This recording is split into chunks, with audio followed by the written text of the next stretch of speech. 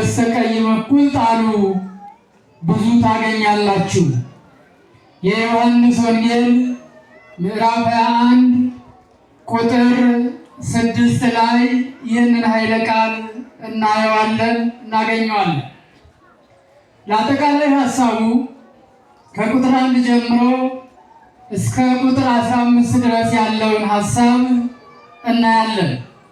ጌታችን መድኃኒታችን ኢየሱስ ክርስቶስ ሞትን ድል ነስቶ ሙስና መቃብርን አጥፍቶ ዲያብሎስን አስሮ አዳምን ነፃ አውጥቶ ነፍሳትን ከሲኦል ወደ ገነት፣ ከባርነት ወደ ነፃነት፣ ከጨለማ ወደ ብርሃን፣ ከሞት ወደ ሕይወት፣ ከእስራት ወደ መፈታት ካሸጋገረ በኋላ ወይም የቀደመ ርስታቸውን ገነትን ካወረሳቸው በኋላ ትንሣኤውን ለደቀ መዛሙርቱ በልዩ ልዩ ቦታና ሰዓት ሲገልጽላቸው ቆይቶ ዛሬ ለሶስተኛ ጊዜ ትንሣኤውን እንደገለጽላቸው በዚህ ርዕስ እንነጋገራለን። ይህ አግብኦተ ግብር ወይም ባህረ ጥብርያዶስ ተብሎ ይጠራል። ጌታችን መድኃኒታችን ኢየሱስ ክርስቶስ ለደቀ መዛሙርቱ ትንሣኤውን ከገለጸላቸው በኋላ እነ ቅዱስ ጴጥሮስ መጽናት አልቻሉም። ገና ሀብተ መንፈስ ቅዱስን ስላልተቀበሉ የአይሁድ ዛቻና ፍራቻ ስላስቸገራቸው እንደተነጋገርነው ጌታችን መድኃኒታችን ኢየሱስ ክርስቶስም የተገለጸላቸው 2 ጊዜ ስለሆነ ተስፋ በመቁረጥ ቅዱስ ጴጥሮስ እንዲህ አለ፣ እኔ አሳ ላጠምድ እሄዳለሁ። ወደ ትሄዳለሁ አለ። አሳ ላጠምድ እሄዳለሁ። ቀድሞውኑም ቅዱስ ጴጥሮስ አሳ አጥማጅ ነበረ። ወደ ቀድሞ ስራው ለመመለስ አሰበ። ከእርሱ ጋር የነበሩት የቃና ዘገሊላው ናትናኤል፣ ዲዲሞስ የሚባለው ቶማስ፣ የዘብዴዎስ ልጆች ቅዱስ ዮሐንስና ቅዱስ ያዕቆብ አብረው ነበሩ። ስለዚህ እሱ አሳ ላጠምድ እሄዳለሁ ሲላቸው እነሱም እኛም ካንተ ጋር እንሄዳለን። አብረው አሳውን ሊያጠምዱ ሄዱ። ሌሊቱን ሁሉ ሲደክሙ አደሩ። ነገር ግን ምንም የያዙት አሳ በዚያ ሌሊት አልነበረም። ጌታችን መድኃኒታችን ኢየሱስ ክርስቶስን በባህር ዳር ቆሞ አዩት። ወንጌላዊ ቅዱስ ዮሐንስ ከልቡ ስለነበረ የልብ ጥርጥር ስላልነበረው ጌታችን መድኃኒታችንን ያውቀው ስለነበረ ዘያፈቅሮ እግዚእ ኢየሱስ ይለዋል። በሌላ ምሳሌ ጌታችን መድኃኒታችን ኢየሱስ ክርስቶስ የሚወደው ደቀ መዝሙር ስጋዊ ፍላጎት የጠፋለት ባህታዊ ድንግል ስለሆነ ጌታችን መድኃኒታችን ኢየሱስ ክርስቶስን ጠንቅቆ ያውቀው ነበር እና ጌታችን መድኃኒታችን ኢየሱስ ክርስቶስን ቆሞ ሲያየው ለቅዱስ ጴጥሮስ እንዲህ አለው፣ እግዚእነ ውእቱ ጌታ እኮ ነው። ምንድን ነው አለ? ሲወላችሁም በሉ ጌታ እኮ ነው። ሞትን ነስቶ የተነሳ ሙስና መቃብርን ያፈረሰ ያጠፋ ዲያብሎስን ያሰረ አዳምን ነፃ ያወጣ 6666 ጊዜ የተገረፈ ስጋውን የቆረሰ ደሙን ያፈሰሰ ለዓለም ቤዛ ሆኖ ራሱን የሰጠ ጌታ እኮ ነው። በዚህ ጊዜ ቅዱስ ጴጥሮስ ራቁቱን ስለነበረ ወደ ባህር ራሱን ጣለ፣ ልብሱን ለበሰ።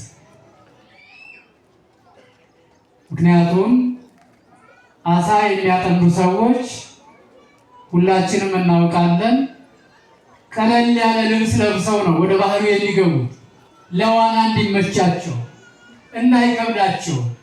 ከበድ ያለ ልብስ ከለበሱ ውሃው በዚያ ላይ ተጨምሮ ሊያሰጥማቸው ስለሚችል ቀላል ልብስ ይለብሳሉና ስለዚህ ቅዱስ ጴጥሮስ ጌታ እኮ ነው ብሎ ዮሐንስ ሲነግረው ልብሱን ለበሰ።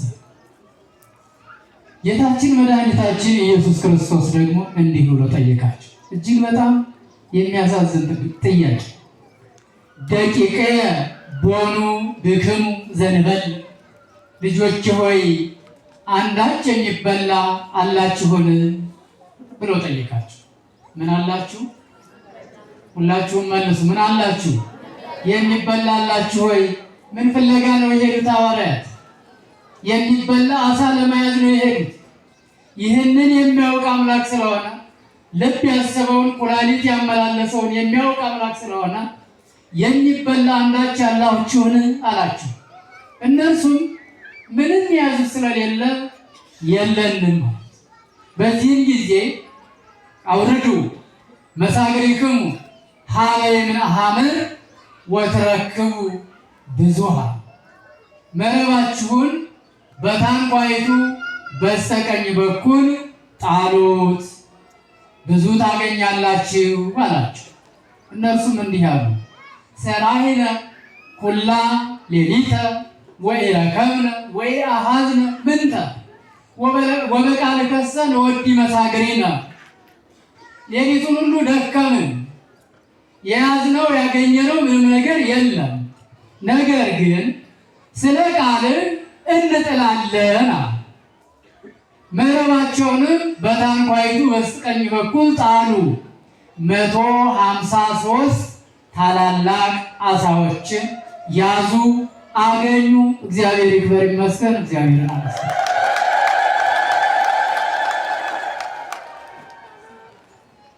ይህንን አገኙ። ይህንን ካገኙ በኋላ ምን አላቸው? መልሶ ኑ ምሳ እንብላ አላቸው። ምን አላቸው? ኑ ምሳ እንብላ አላቸው። ወረከቡ አሳ አገኙ ይላል። የተዘጋጀ የተጠበሰ አሳ፣ በዚያ ላይ ደግሞ የተዘጋጀ እንጀራ አገኙ። ኑ ምሳ እንብላ አላቸው። እነርሱም ቀረቡ። መልሶ እንዲህ አላቸው፣ አሁን ከያዛችሁት አሳ አምጡ አላቸው። ቅዱስ ጴጥሮስ ወደ መርከቡ ገብቶ ያን 153 አሳ ያለበትን መረብ ጎተተ። ከአሳው ብዛት የተነሳ መረቡ አልተቀደደም እና ጌታችን መድኃኒታችን ኢየሱስ ክርስቶስ ለሶስተኛ ጊዜ ተገልጾ እነርሱ ቆመው እሱ ቁጭ ብሎ በላ ተመገበ።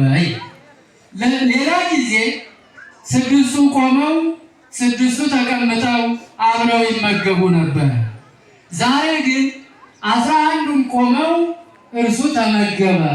ለምን ቢሉ በፍጹም ሞትን ድል ነስቶ ሙስና መቃብርን አጥፍቶ እንደተነሳ ትንሣኤውን ሁሉም በአንድ ልብ በአንድ እይታ አይተው ያምኑ ዘንድ እነሱ ቆመው እሱ ቁጭ ብሎ ተመገበ።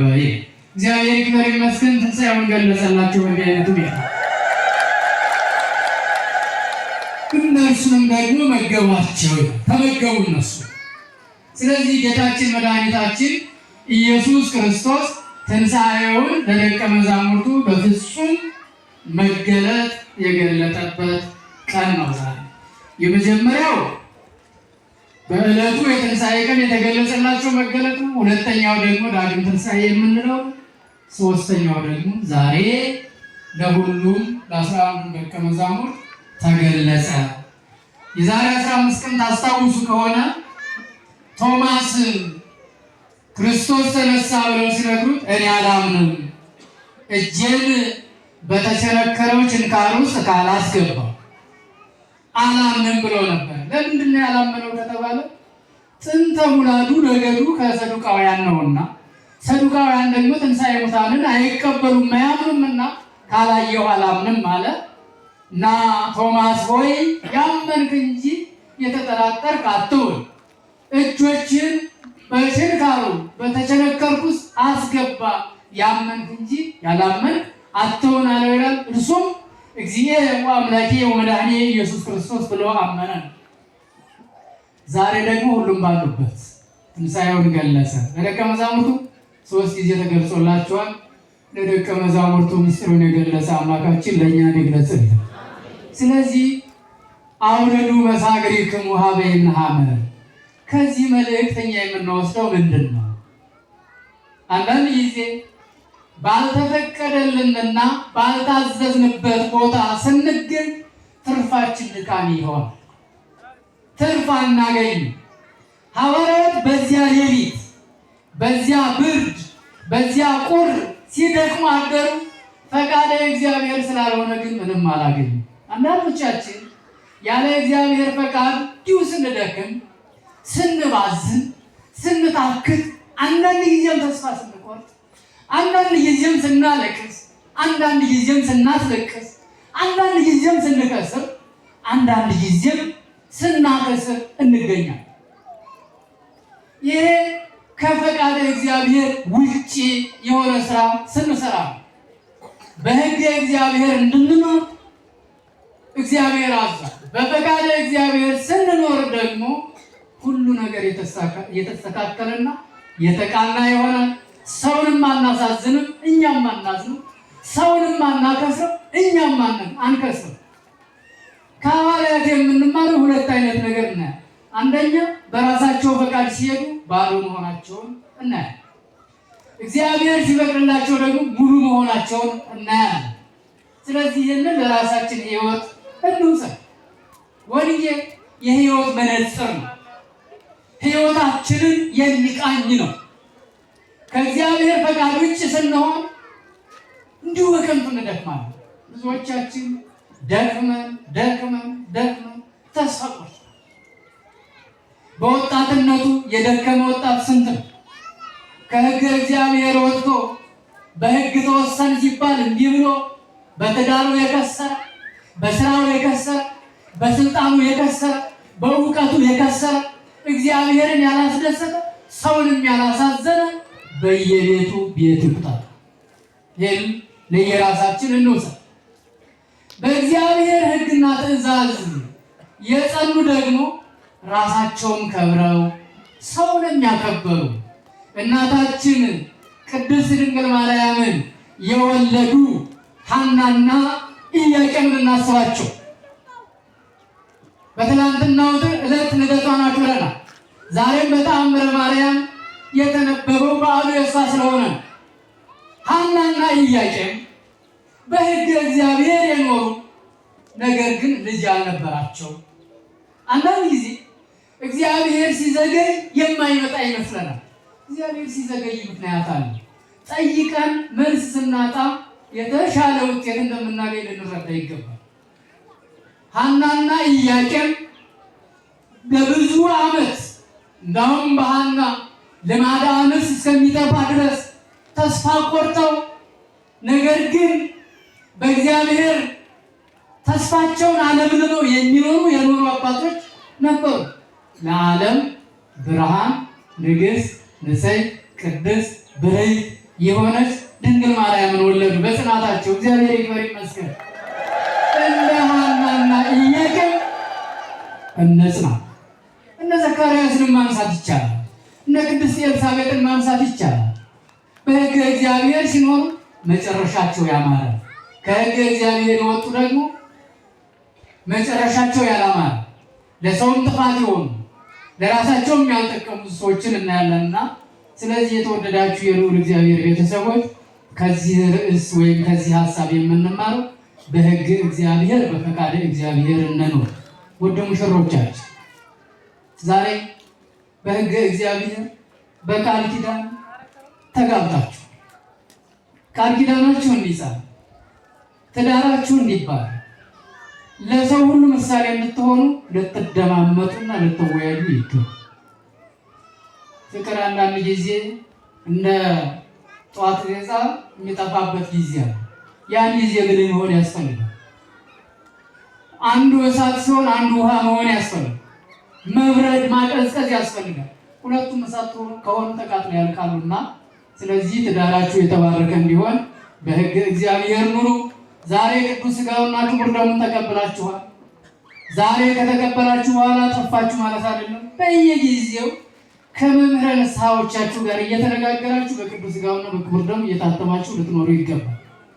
ሌሎቻችንም ደግሞ እንደዚሁ ከንስሐ አባቶቻችን ጋር እንገናኝ። ይባባል ቆራቢ ተፍቷል እንደሆነ አላውቅም። ሕፃናት ብቻ ናቸው የሚቆርቡት። አባቶቻችን እናቶቻችን የት ሄዳችሁ? ሞታ ይመጣ ይሆን? ትላንት ወንድሞቻችንን አልሸኘንም፣ እኛን ሞት ይሆን? እንሞታለን በተራችን። ወጣት ወይ ልብ ግዛ፣ በሕገ እግዚአብሔር ኑር። ጋብቻን በሕገ እግዚአብሔር አስባብ። በየመንገዱ ክብረ ንጽሕና አትጣል። ወርቅ ነው፣ ዕንቁ ነው፣ ዕንቁ ይጠበቃል። ክብረ ንጽሕናችሁን ጠብቁ፣ በሕገ እግዚአብሔር ኑር። እንዲህ ስትሆኑ ትዳራችሁ ይባረካል። ምናልባት ፈልጋችሁ ስላጣችሁ ለእናንተ ያልተፈቀደ እንዳይመስላችሁ። እግዚአብሔር ቢዘገይም የሚቀድመው የለም ተብሎ ነው የተጻፈው። ቢዘገይም የተሻለ ነገር ሊሰጠን ነውና ስለዚህ በሕገ እግዚአብሔር እንድንኖር እግዚአብሔር ቸርነቱን ያብዛልን። አውረዱ መሳግሪክሙ ሀበ እምነሐመድ፣ መረባችሁን በታንኳይቱ በስተቀኝ ጣሉ ወትረክቡ ብዙሃ፣ መረባቸውን በቀኝ በኩል ጣሉ ብዙ አገኙ። ሐዋርያት ደስ አላቸው። እኛም በሕገ እግዚአብሔር ኖረን ደስ ብሎን እንድንኖር እግዚአብሔር ቸርነቱን ያብዛልን። ያስተማረን የመከረን የገሰጸን የቅዱሳን አባቶቻችን አምላክ እግዚአብሔር ይክበር ይመስገን። ይቆያል።